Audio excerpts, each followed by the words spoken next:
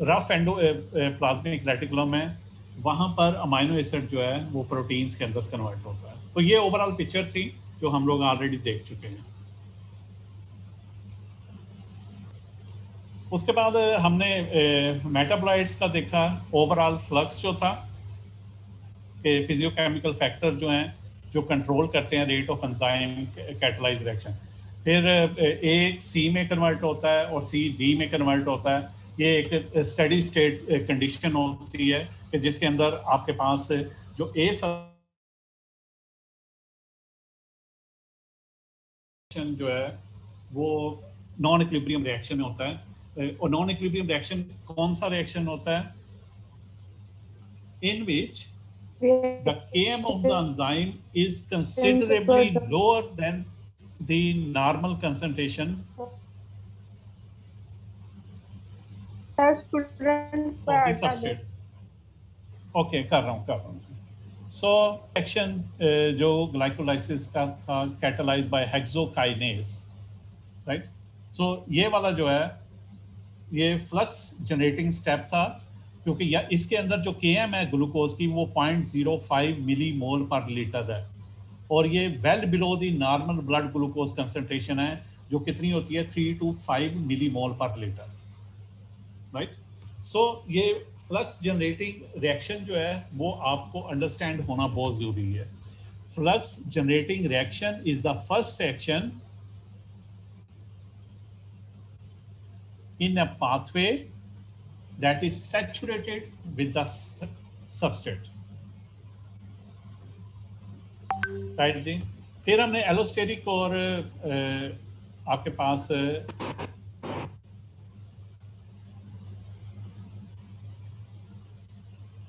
Hormonal mechanism थे। They are important in metabolic control of enzyme catalysed reaction. मतलब allosteric mechanism और hormonal mechanism ये बड़े important हैं। किस तरह के जो वो रिएक्शन जो कि एंजाइम लेके चलता है उस रिएक्शंस को जो है ये कैसे कंट्रोल करते हैं। इसके अंदर हमने देखा था दो जो पॉइंट हैं इस मैकेनिज्म में जो कि कंट्रोल करते हैं एंजाइम कैटलाइज्ड रिएक्शन, वो आपने ज़हन में रखते हैं। एक इनएक्टिव एंजाइम 1 है जो कि एक्टिव होगा एंजाइम 1 में, और दूसरा एंजाइम 2 का पाथवे कि एंजाइम 2 जो है एंजाइम 2 हमारे पास जो है वो कैसे बना और कौन कौन से फैक्टर मसलन जेनेटिक लेवल के ऊपर उसकी इंडक्शन हुई है या उसकी रिप्रेशन हुई है। मतलब उसकी इंडक्शन हुई है तो nuclear production of messenger RNA बनेगा और राइबोसोमल सेंसिस के जरिए वो एंजाइम प्रोटीन की फॉर्मेशन होती है, राइट। एंजाइम 1 ये एंजाइम 2 का मैंने बताया। एंजाइम 1 इनएक्टिव था, कैल्शियम और कालमाजुलिन या साइक्लिक एएमपी ये इसके ऊपर इफेक्ट करता है, तो एक्टिव इनएक्टिव से ये एक्टिव हो जाएगा एंजाइम। बेसिकली ये किसके ऊपर एंजाइम 1 और एंजाइम 2 एक्ट कर रहे हैं? आपके ए को सेल मेम्ब्रेन, एक सबस्ट्रेट है जो कि सेल मेम्ब्रेन क्रॉस करता है और क्रॉस करने के बाद इसने बी में, ये कपलिंग रिएक्शन है, मतलब जब ए बी में कन्वर्ट हो रहा है तो एक्स वाई के अंदर कन्वर्ट हो रहा है साइमल्टेनियसली, राइट। इसी तरह ए जो है वो एक्टिवेट कर रहा है एंजाइम 2 को, ये पॉजिटिव साइन जो है पॉजिटिव एलोस्टेरिक जो फीड फॉरवर्ड एक्टिवेशन है। इसी तरह जब बी सी के अंदर कन्वर्ट होगा और सी डी में कन्वर्ट होगा तो डी जो है जो एंड प्रोडक्ट है तो ये नेगेटिव एलोस्टेरिक फीडबैक इनिबिशन है कि जब डी की कंसंट्रेशन एक खास हद तक पहुंचेगी तो उसके बाद वो एंजाइम 2 की एक्टिविटी के ऊपर असरअंदाज होगा कि उसको रोकेगा वो जाके, राइट। सो ये पूरी पिक्चर जो है वो एलोस्टेरिक मैकेनिज्म और हार्मोनल मैकेनिज्म को कि वो कैसे मेटाबॉलिक कंट्रोल करते हैं एंजाइम कैटलाइज रिएक्शन को, ये उसको डिपिक्ट कर रही है, राइट जी। सो आगे ये वाली स्लाइड्स को जो है वो आपने डिटेल में जो है वो देख लेना है। अगर आपकी कोई क्वेरी होगी तो then let me inform, right जी। फिर ये supply of metabolic fuel is provided in both the fed and fasting state. So glucose is always required in the central nervous system and the erythrocytes. So ये glucose 6 phosphate है और glucose 6 phosphate ये आपके पास adipose tissue आता है, okay. तो ये lines का अगर मुझे पता, ओके, तो ये आई कहाँ से है? नहीं तो नहीं, वो असल की थी कि जिसमें आप एडिपोज टिश्यू है, एक्स्ट्रा हेपेटिक टिश्यू है, फॉर एग्जांपल हार्ट मसल्स हैं, फिर इसके अलावा जो सेंटर में ब्लड का पोर्शन उसमें दिखाया हुआ है, फिर इसके थर्ड वाला जो कलर है this one, that is the liver, right. So ये एडिपोज टिश्यूज के रिएक्शंस हैं, ये एक्स्ट्रा हेपेटिक के हैं, this one is the blood, और ये लिवर के, ओके। सो इसके अंदर अगर कहीं पे भी आपकी कोई क्वेरी है, ये हम लोग ऑलरेडी इसके ऊपर डिटेल जो है वो डिस्कशन कर चुके होंगे, है ना, right right. So in the fat states the metabolic fuel reserves are laid down ना, मसलन carbs, proteins, fat and alcohol. Energy yield kilo joule per gram जो है 16, 17, 37, 29 दी है। ऑक्सीजन जो कंज्यूम होती है 0.829 से लेके 2 तक जाती है और 1.429 है। और कार्बन डाइऑक्साइड जो प्रोड्यूस होता है उसके नतीजे में अगर आप देख रहे हो तो कार्ब्स से 0.829, प्रोटीन से 0.782 और फैट से 1.427, राइट। तो सबसे ज़्यादा जो कार्बन डाइऑक्साइड की प्रोडक्शन है पर ग्राम वो हमारे पास फैट से आ रही है। सो कार्बन डाइऑक्साइड प्रोड्यूस्ड और ऑक्सीजन कंज्यूम 1 है कार्ब्स की वैल्यू RQ, प्रोटीन की 0.81 है और फैट की 0.71 है। इसी तरह एनर्जी जो है वो -20 एंड -20 किलो जॉल पर लीटर, राइट जी। वो जैसे हमारे पास किसकी थी पहले, फैट स्टेट में थी, अब ये फास्टिंग स्टेट में है। तो इन दोनों को आप कंपेयर कर लोगे कि plasma concentration of metabolic fuels in the fat and fasting state जो है वो आपको दी हुई है कि फैट के अंदर ग्लूकोज 5.5 है और 40 आवर फास्टिंग में that will leads to the 3.6, और नॉन स्टेरिफाइड फैटी एसिड जो है 0.36 हैं and that is 1.15। Ketone part is negligible and 7 days starvation में आप ग्रेजुअली उनकी वैल्यूज देखते हैं, right. So metabolic fuel reserve जो हैं are metabolised in the fasting state. अब hours of starvation x axis के ऊपर जब आप देखते हैं ये 12 to 24 आवर्स ऑफ स्टार्वेशन है। रेड कलर में आपके पास क्या आ रहा है, plasma free fatty acid. So gradually जब हम लोग जा रहे हैं फास्टिंग स्टेट की तरफ तो प्लाज्मा फ्री फैटी एसिड जो है उसकी कंसंट्रेशन इंक्रीज होती जा रही है, ये रेड में। फिर जो ब्लड कीटोन बॉडीज हैं, अगर हम कीटोन बॉडीज को देखेंगे तो with the passage of time उनकी भी कंसंट्रेशन इंक्रीज हो रही है।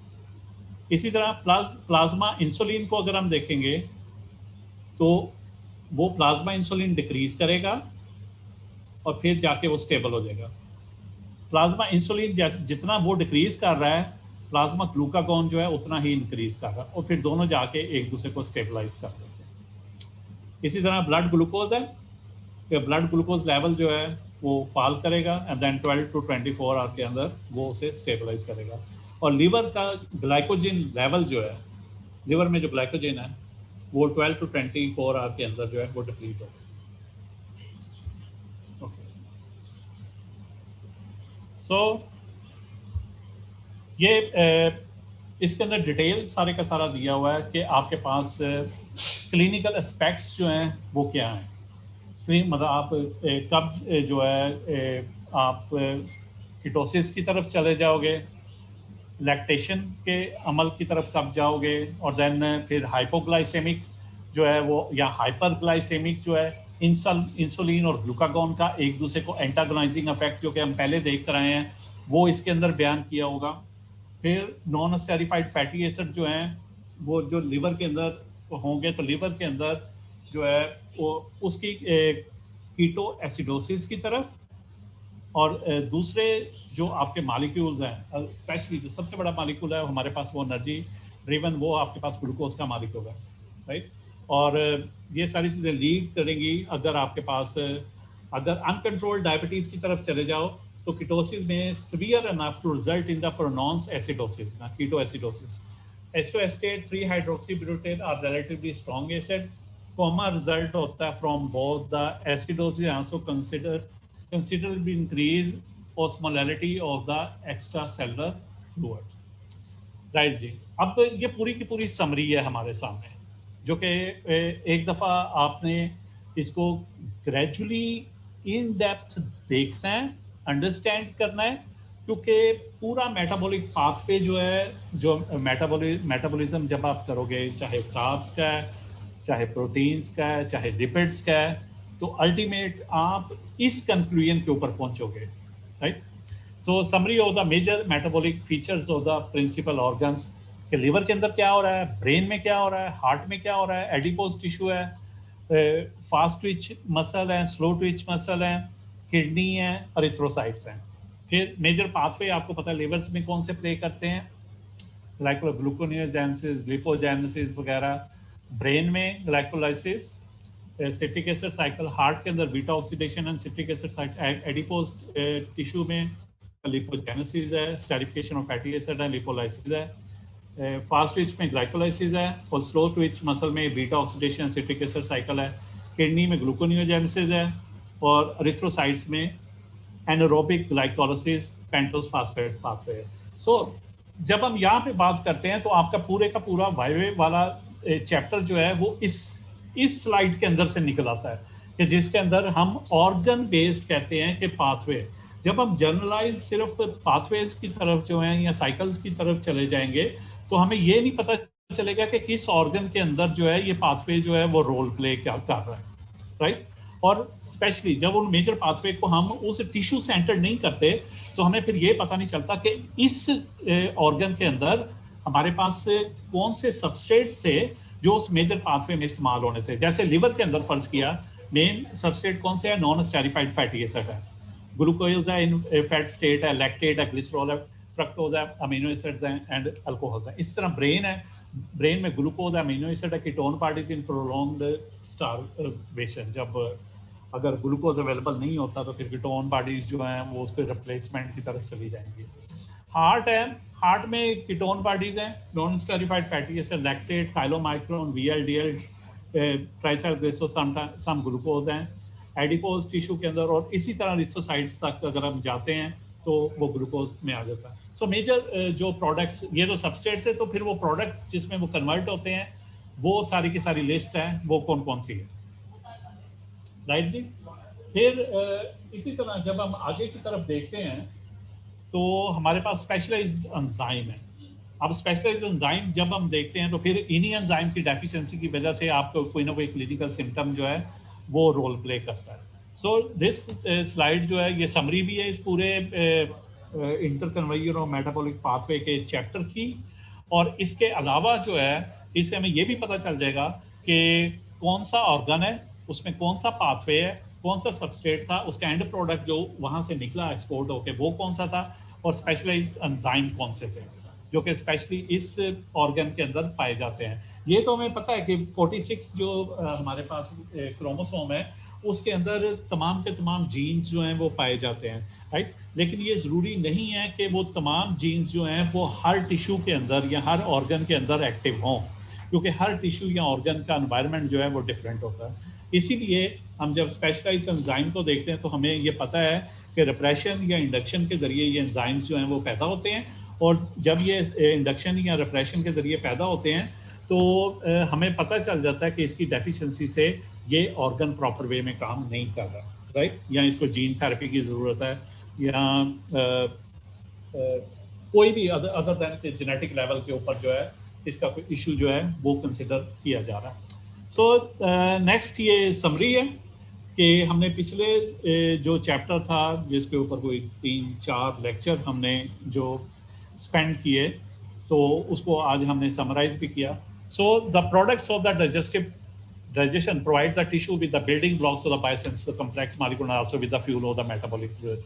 Or nearly all the products of digestion of carbohydrate or metabolic to common metabolite acetyl CoA है, ये हमने पास कन्वर्ज हो जाते हैं सारे का सारा metabolic.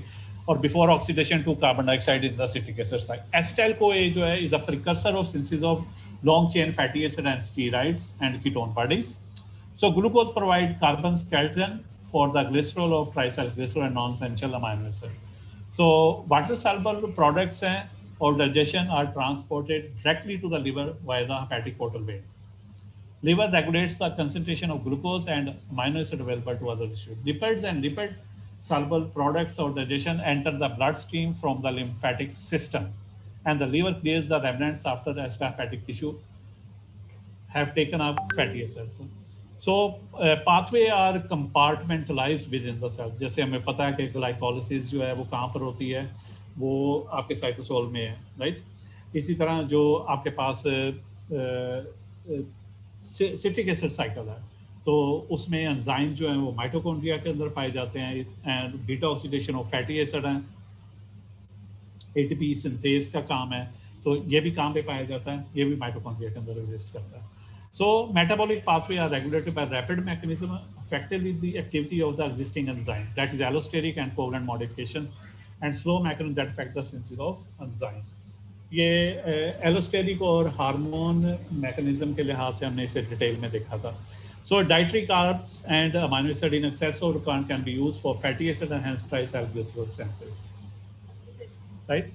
So in fasting and starvation फिर हमने ये ब्लड ग्लूकोज लेवल सारा कुछ जो है उसके साथ हमने डिटेल में देखा. एडिपोज टिश्यू जो है release non esterified fatty acid in fasting state.